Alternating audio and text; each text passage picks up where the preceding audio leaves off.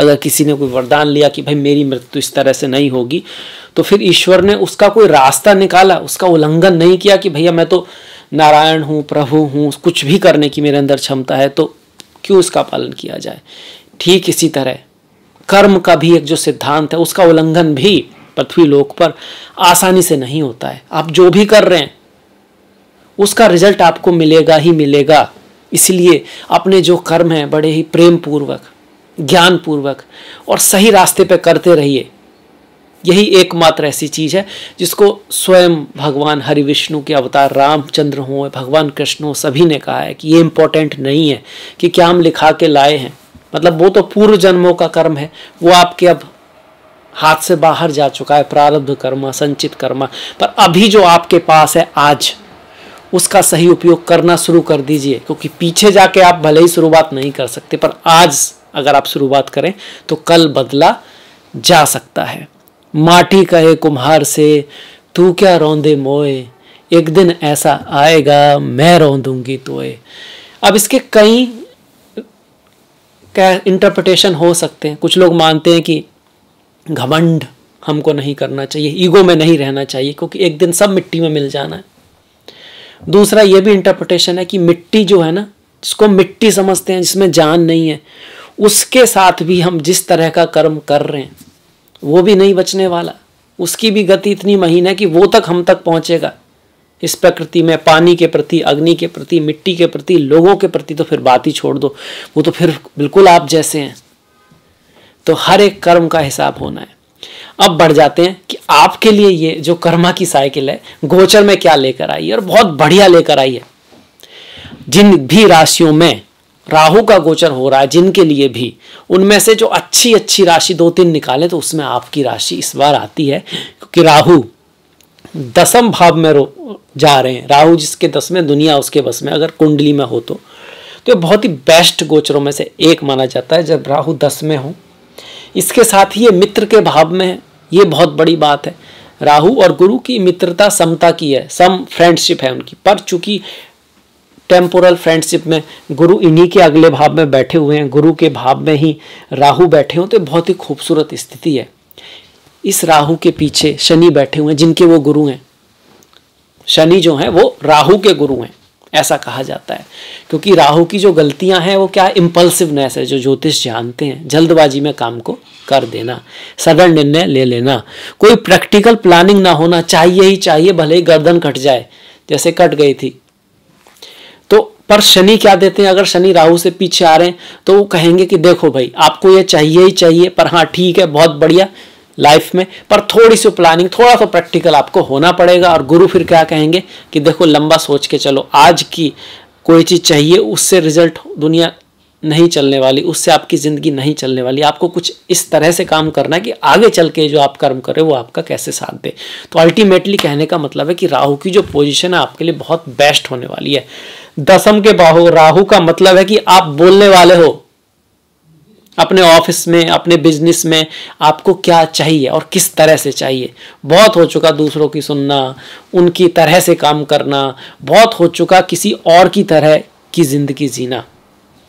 अब राहु आपको अपने लक्ष्य पे फोकस कराएगा, जीवन में जो करना है उसमें आप बढ़ोगे उसकी तरफ, और उसके बीच में जो भी ऑब्स्टिकल आएंगे आप उनको एक एक करके खत्म करते जाओगे, उठा के फेंकते जाओगे। इसी वजह से राहु को पापी ग्रह बोल देते हैं कि कई बार वो थोड़ा सा क्रूअल भी हो सकता है अपनी चीज को पाने के लिए, अपने लक्ष्य को पाने के लिए। पर 10वें में आ रहा है तो लक्ष्य क्या है, लक्ष्य है प्रतिभा प्राप्त करना, लक्ष्य है दुनिया में नाम प्राप्त करना, ग्लोरी प्राप्त करना, फेम प्राप्त करना, नाम प्राप्त करना। तो नेम, ग्लोरी और फेम आपके लिए लेके आ रहे हैं राहु, जहां तक गोचर की बात है। पर इसमें मैं बहुत विनम्रता से कहूं आपसे कि ऐसा सभी के साथ हो जरूरी नहीं है। गुरु की स्थिति अच्छी जरूरी है, मजबूत होना जरूरी है, क्योंकि गुरु की राशि में राहु हैं।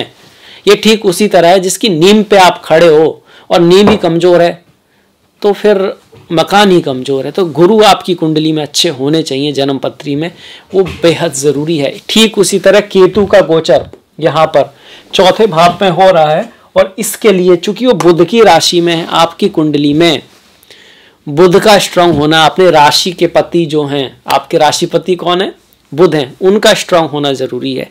अगर ऐसा है तो ये केतु भी आपको धन के मामले में तो नहीं कह रहा मैं, पर ये केतु आपको घर, गाड़ी, भूमि का सुख दिला सकते हैं। उस मामले में केतु यहाँ अच्छे हैं।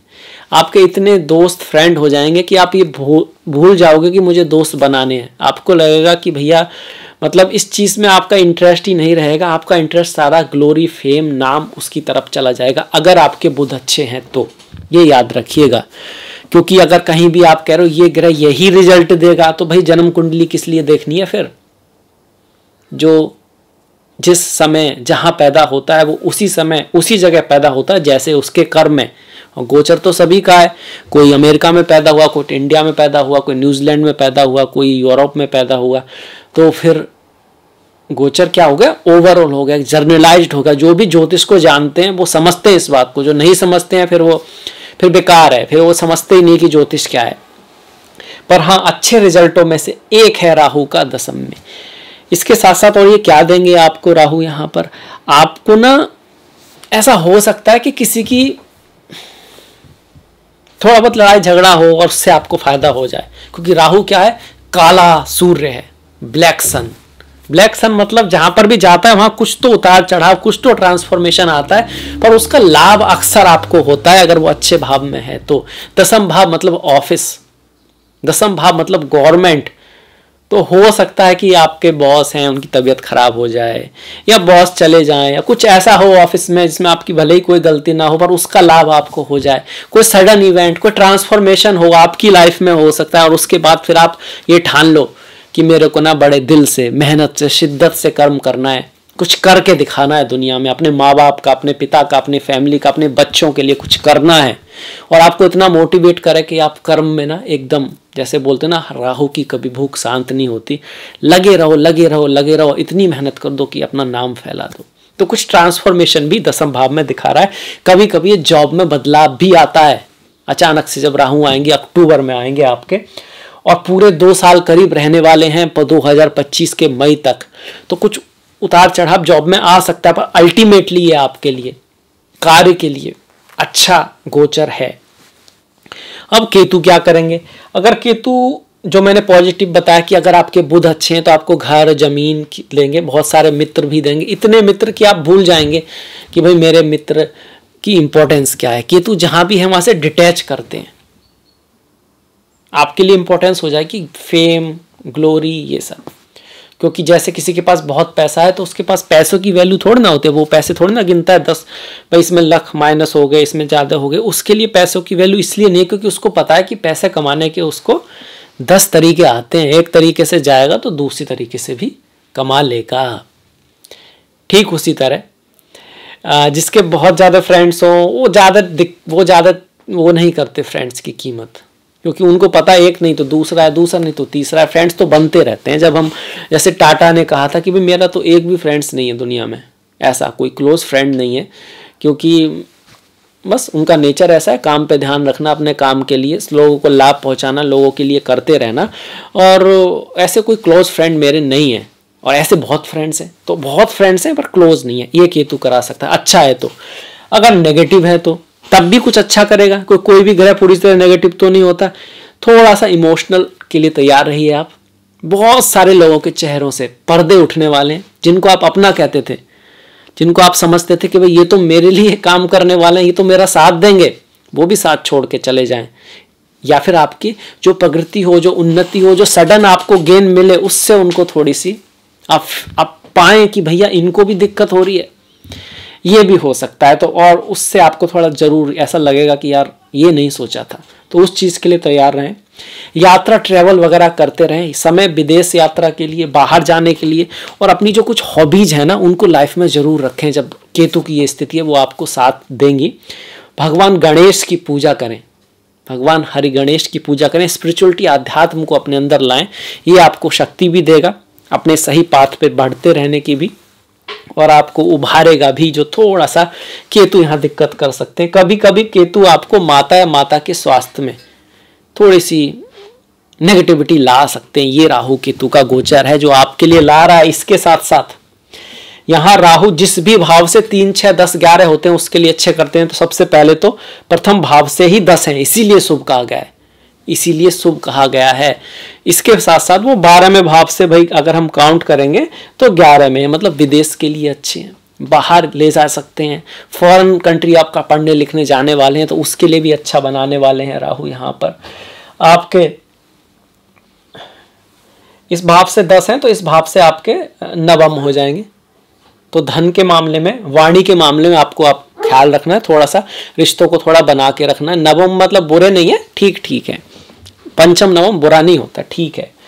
अब यहां पर बात करें तो यहां से आपके जो राहु हैं वो अष्टम पढ़ते हैं। यहां से आप काउंट करोगे तो 1, 2, 3, 4, 5, 6, 7, 8 है ना, यहां से आपके अष्टम पढ़ेंगे। तो अष्टम को अच्छा नहीं माना गया है, तो यहां कहीं ना कहीं आपको पराक्रम ध्यान रखना है, छोटे भाई बहनों से बना के रखनी है, पर बहुत ज्यादा इशू नहीं है गुरु की वजह से। यही इस गोचर की खूबसूरती है कि गुरु की दृष्टि ने इसको संभाल लिया है, तो यहाँ भी ठीक ठाक हो गया। यहाँ पर केतु बैठे ही है तो वो रिजल्ट आ गया आपका। यहाँ से काउंट करें तो 1, 2, 3, 4, 5, 6 छठे आ गए। शिक्षा के लिए बहुत बढ़िया है, एजुकेशन के लिए बहुत बढ़िया, आप प्रयास करोगे आपको रिजल्ट मिलेगा। प्रमोशन के लिए बहुत अच्छा है, पंचम भाव छत्र स्टेटस को दिखाता है, प्रमोशन को पंचम भाव दिखाता है। समाज में आपकी जो प्रमोशन होता है ना, तरक्की जो होती है, तो उसके लिए बहुत बढ़िया प्रमोशन आपका पक्का होगा अगर कुंडली में राहु ठीक है, अच्छे हैं। और गुरु की स्थिति ऑफ कोर्स जरूरी है, पंचमेश की स्थिति भी जरूरी है शुक्र की, पर खुद राहु का गोचर तो पॉजिटिव है ही है, इसमें कोई डाउट नहीं है।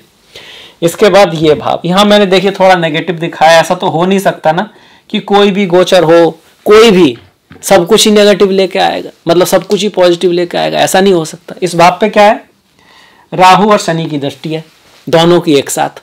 तो शत्रुओं की तो आफत आ गई आपके, आपसे जिसकी लड़ाई बगड़ा चल रही थी, झगड़ा चल रहा था, जो सोच रहा था आपसे पंगा लेने का, वो तो गया, उसका तो काम हो गया, कुछ ना कुछ तो अपने आप ही हो जाएगा उनके साथ। पर यह भाव कभी कभी ना माता के साइड का भी है, मामा मौसी, वहां पर थोड़ी दिक्कत हो सकती है, इस बात को आपको ध्यान में रखना है। और आपकी संतान की जो हेल्थ है उसको थोड़ा सा केयर रखना है आपको, लड़ाई झगड़े में नहीं पड़ना है, लड़ाई झगड़े में नहीं पड़ना है, इस चीज़ का आपको थोड़ा ख्याल रखना है। तो ये चीज़ यहाँ पर है। अब ये जो भाव आ गया सप्तम भाव मैरिज का है, शादी विवाह का है, ये सब का है। तो इस पे राहु के लिए देखा जाए तो राहु यहाँ से 4 जा रहे हैं, तो इसका मतलब है थोड़ा बहुत डिफरेंस ऑफ ओपिनियन राहु करा सकते हैं आपके घर में, थोड़ी सी शांति की कमी रह सकती है, पर बहुत डरने की कोई बात नहीं है कि इसको भी गुरु ने संभाल लिया है, तो ये भी पॉजिटिव हो गया। यहाँ से 3 हो गए, मतलब इनहेरिटेंस वगैरह मिल सकता है, सास ससुर के साथ भी ठीक है, बहुत बढ़िया राहु का गोचर ये आप कह सकते हो। यहाँ से 12 माह है, मतलब यहाँ से अगर आप काउंट करोगे तो दूसरा आ रहा है, 12 माह नहीं, माफ करिए, दूसरा आ रहा है, तो इसको हम कहेंगे नेगेटिव। पर यहाँ पे शनि खुद अपनी राशि में बैठ गए तो भाग्य भी कहीं ना कहीं आपका साथ देगा, एफर्ट करोगे तो भाग्य साथ देगा। एक और चीज यहाँ देखने की जो बहुत बड़ी हो रही है, छोटी मोटी नहीं, बहुत बड़ी, कि 3 ऐसे ग्रह जो सबसे इंपॉर्टेंट हैं ज्योतिष में, एक 11वें भाव में, एक 10वें में, एक 9वें में। और ये जो हाफ है ना इधर का, इसको बोलते हैं हम इंटरनल, जो दिखता नहीं है, और ये होता है एक्सटर्नल, जो दिखता है, जो होता है, दुनिया को दिखता है। वहां पर अगर ज्यादा ग्रह हैं तो आपकी लाइफ में कुछ ना कुछ होता है बड़ा, नेगेटिव या पॉजिटिव। अब नेगेटिव या पॉजिटिव किस पे डिपेंड करेगा, ग्रह कैसे हैं। तो चलिए ग्रहों को देख लेते हैं। नवम का स्वामी नवम में बैठा है, कौन कह सकता है कि ये नेगेटिव है। भाग्य का स्वामी भाग्य में ही बैठा हो तो इससे बढ़िया क्या हो सकता है। बस कुंडली में शनि अच्छे हो इस भाव पे, यहाँ पे कोई ऐसा ना हो कि भाई अच्छे ग्रहों के ऊपर से ये जा रहे हो तो उसमें इसके असुर ग्रहों के, मतलब जिससे इनकी नहीं बनती है, उनके ऊपर जा रहे हो, पर अदरवाइज बहुत बढ़िया। राहु 10 में अच्छे होते हैं, गुरु का गोचर एकादश में भी बहुत शुभ माना गया, अपने ही मित्र में है। तो 3 बड़े ग्रह लाइफ के कुंडली के उस पार्ट में बैठे जो एक्सटर्नल है, जो दिखता है। इसका मतलब यही हुआ कि दुनिया को दिखेगा कि आप कैसे चमकोगे। अगर आप स्टूडेंट हो, पढ़ाई लिखाई कर रहे हो, बच्चे हो अभी, तो आप पढ़ाई लिखाई में बढ़िया करोगे, आपके मार्क्स अच्छे आएंगे, आपकी टीचर्स आपकी कहेगी कि भाई ये बच्ची बहुत बढ़िया है, ये लड़का बहुत अच्छा है, कुछ करेगा। अगर आप कुछ कर रहे हो तो आपके बॉस से आपको सम्मान मिलेगा, गवर्नमेंट से सम्मान मिलेगा, कहीं ना कहीं ये। अगर आप ऑलरेडी कहीं ना कहीं मैच्योर हो और कहीं ना कहीं टेंशन पर हो, तो स्पिरिचुअलिटी, आध्यात्म में और समाज में आपको और आपके संतान के लिए शायद भी बढ़िया जाने वाला है, क्योंकि इस समय वो कहीं ना कहीं आपके एक तरह से प्रतीक हैं। उनका अच्छा होगा तो भाई इसकी संतान अच्छा कर रही है, तो आपको भी कहीं ना कहीं ग्लोरी मिल रही है, फेम मिल रहा है, यश मिल रहा है। तो ये हो गया मिथुन राशि के लिए राहु का गोचर। इसको लग्न से भी देख सकते हैं, पर मेनली ये राशि के लिए है। ठीक है। और रेमेडी, आपको रेमेडी की खास आवश्यकता है नहीं, सारे गोचर अच्छे चल रहे हैं आपके। कम से कम राहु और गुरु का गोचर बहुत बढ़िया, पर फिर भी राहु के लिए हम माँ दुर्गा और माँ सरस्वती की पूजा करते हैं। जो स्टूडेंट्स हैं वो माँ सरस्वती की पूजा अवश्य करें और माँ दुर्गा की पूजा आप करें, दुर्गा सप्तशती का पाठ करें। इसके साथ साथ राहु को बरहावतार से जोड़ा गया। बरहावतार जो है उनका जन्मदिन भाद्रपद की शुक्ला तृतीया को होता है राहु, ये तो इस दिन आप फास्ट करेंगे तो बहुत अच्छा रहेगा। राहु को हम पितरों से जोड़ते हैं, राहु को हम सेक्रीफाइस से भी जोड़ते हैं। मतलब कार्य के क्षेत्र में आपको गोल तक जाना जरूर है, पर कोई दूसरा है ना जिसको भी सहारे की आवश्यकता है, जो भी कुछ करना चाहता है, तो उसका सहारा बनिए आप उस एरिया में। थोड़ा बहुत आपका समय लेगा तो कोई बात नहीं, दूसरों की हेल्प कीजिए, उनको भी चमकने में हेल्प कीजिए और फिर देखिए आपको राहु कैसे कमाल करते हैं। फिर दूसरी बात, कुछ मंदिर हैं हमारे भारत में, खासकर साउथ इंडिया में, क्योंकि वहाँ ही बचे हैं, थे तो नॉर्थ इंडिया में भी, तो वहाँ आप दर्शन के लिए जा सकते हैं। अगर आपकी राहु की दशा महादशा है और पॉसिबिलिटी आपके पास है तो बिल्कुल ज़रूर जाइएगा। जैसे कि बरहा स्वामी मंदिर है आपका, श्री बरहा स्वामी मंदिर, इसमें आप जा सकते हैं राहु के लिए, अगर आपकी राहु की दशा महादशा चल रही है। और केतु के लिए आप श्री मत्स्य नारायण जो स्वामी मंदिर है, इसमें आप जा सकते हैं।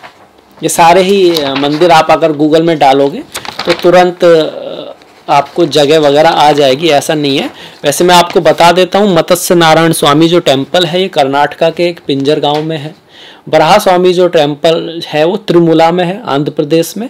और ये नियर तिरुपति जो मंदिर है ना, तिरुपति के नियर है, और नॉर्थन उत्तरी डायरेक्शन में वेंकटेश्वर टेम्पल के। तो ये आपके मंदिर हो गए जो बहुत बढ़िया है, बहुत शुभ हैं और जाना चाहिए, और ये बहुत खूबसूरत भी हैं हमारी हिस्ट्री के हिसाब से। तो अब मैं इस वीडियो को समाप्त करता हूँ। आई होप आपको पसंद आया। केतु के लिए भगवान श्री गणेश की पूजा कर सकते हैं, तिकोने लाल झंडे को आप मंदिर में दान कर सकते हैं, बाजरा आदि पक्षियों को खिला सकते हैं, राहु के लिए जौ आदि का दान किया जाता है। ठीक है, अब इस वीडियो को समाप्त करते हैं। अगर आपको अच्छा लगा है तो शेयर कीजिएगा अपने दोस्त को, फ्रेंड्स को जो आप समझते हैं। और अगर आप पहली बार आए हैं तो प्लीज़ सब्सक्राइब कीजिएगा, लाइक कीजिएगा अगर आपको अच्छा लगा है तो, और बेल आइकॉन दबा सकते हैं अगर आपको ऐसे वीडियो पसंद आते हैं तो आप बेल आइकॉन ज़रूर दबाइएगा। अगले वीडियो तक आप अपना ख्याल रखें, अपनों का ख्याल रखें, सभी का ख्याल रखें, मुस्कुराते रहें, हंसते रहें और कुछ नया बढ़िया सीखते देखते रहें। नेक्स्ट वीडियो तक आप सभी का बहुत बहुत धन्यवाद। नमस्कार।